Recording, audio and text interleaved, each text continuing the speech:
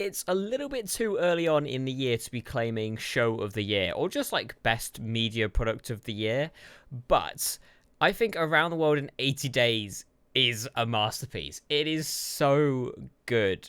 And let's talk about it. So, the latest adaptation of Around the World in 80 Days by Jules Verne is from the BBC, and it stars David Tennant and a whole myriad of amazing actors who do an amazing job. And just, like, the showrunners and everybody involved just knocks this, like, TV show out of the park. There's 8 episodes. Each episode is around 50 minutes long, and it will make you want to watch it all in one go. I had to literally stop myself from watching it all in like one day because it is really good.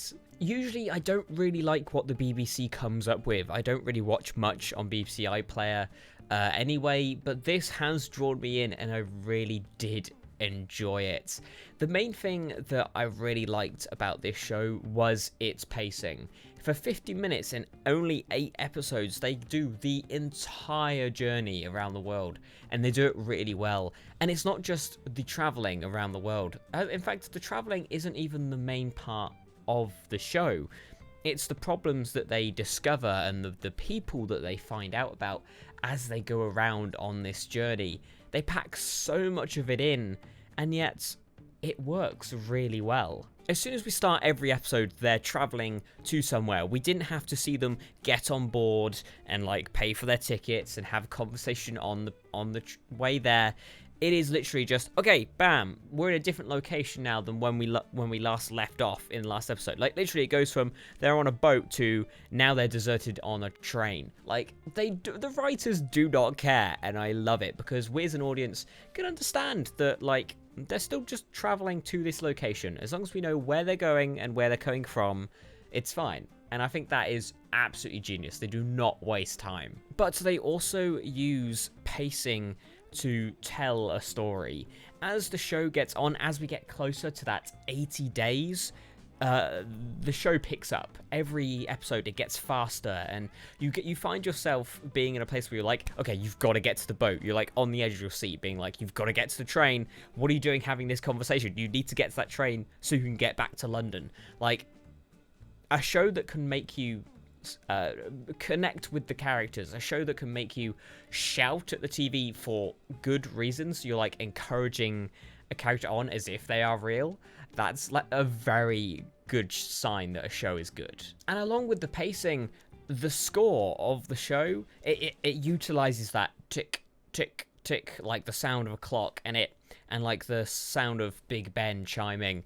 It uses that in its main themes, and it gets faster and faster in every episode until you get to the last episode, and you're like, oh, and full spoilers, by the way, if you haven't watched this, but like, we get back to London, and then you're like a minute away from getting to the location where he needs to be, and it's an emotional series. And speaking of the characters have amazing progression. I really hope that one day I can replicate this amount of character progression in a short form piece of content. And not only because I like where the characters go, I like how they do it. It's subtle. They're not throwing the messages of these characters in your face. You're not like, you could be whatever you want to be. They're not just saying that directly down into the camera. They're spending this 8-episode journey in a rather realistic way of how somebody would change. A thing that I dislike in most sort of contents and media in general is how fast characters change. It can go from one moment there. Okay, we'll take Christmas Carol for an example. Even though I know it's like a smaller book, and A Christmas Carol is an award-winning piece of art, but the fact that Ebenezer Scrooge goes from like grumpy person who won't spend any money on anybody, is absolutely horrible, to the nicest person in the world in the span of like an evening, I think it's a little inaccurate, if you ask me. And like, that's fine. Charles Dickens knows what he was doing, but in Around the World in 80 Days, the characters have flaws in the way that they change. And they do change by the end of the the show. Phileas Fogg clearly improves by the end of the show, but things set him back, and it's realistic. They get marooned on an island because Passepartout was going to betray them, and that sets him back so much. He becomes who he used to be, but then he progresses back up the ladder of being a good person. Passepartout tries to leave at certain points in the journey because that's who he used to be. That's who he is as a character. But by the end of it, he does realize, like in the last episode, he goes to leave, but then comes back. And that's just realistic. Not everybody changes straight away. It takes a long time to progress and be a better person. And I love that this show took the idea of an 80-day journey and made the most of it. And talking about realism, the relationships in this show are also very accurate. Passepartout and Fogg have arguments and they clearly fall out. And like they're portrayed so well. And an even better example is Miss Fix and her father, where her father obviously does something that she disgusts and hates. And by the end of the show, she hasn't forgiven him. She gives him a hug and leaves him.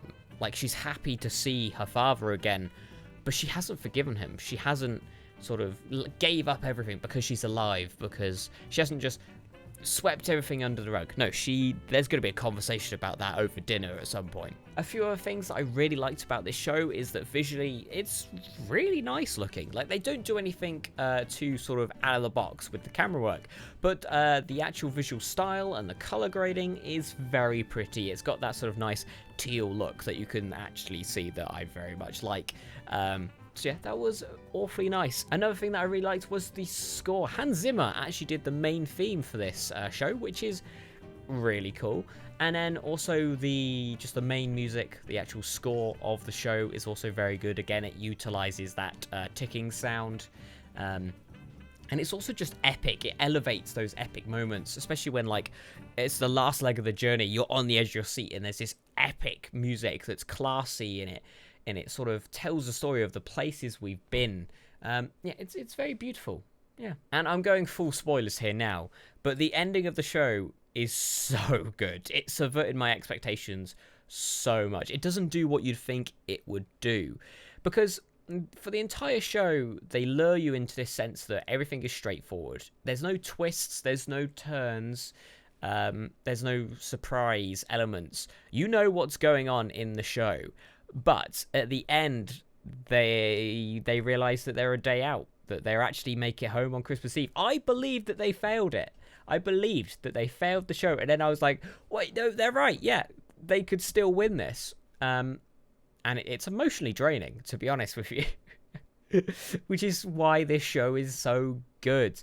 And also it does my favorite thing that TV shows could ever do when they end a season. Is that they're all sat around reading the newspaper and someone goes, oh, would you look at that? There's an octopus or some sort of war machine under the water. And Fogg goes like, maybe we should check that out.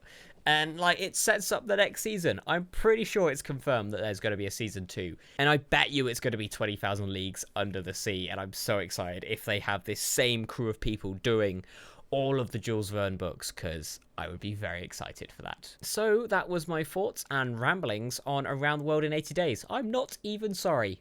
Watch it now, and if you have, please comment down below, because I want to talk about this show with other people because it's so good. Thank you very much for watching. Happy New Year. This is the first video on this channel.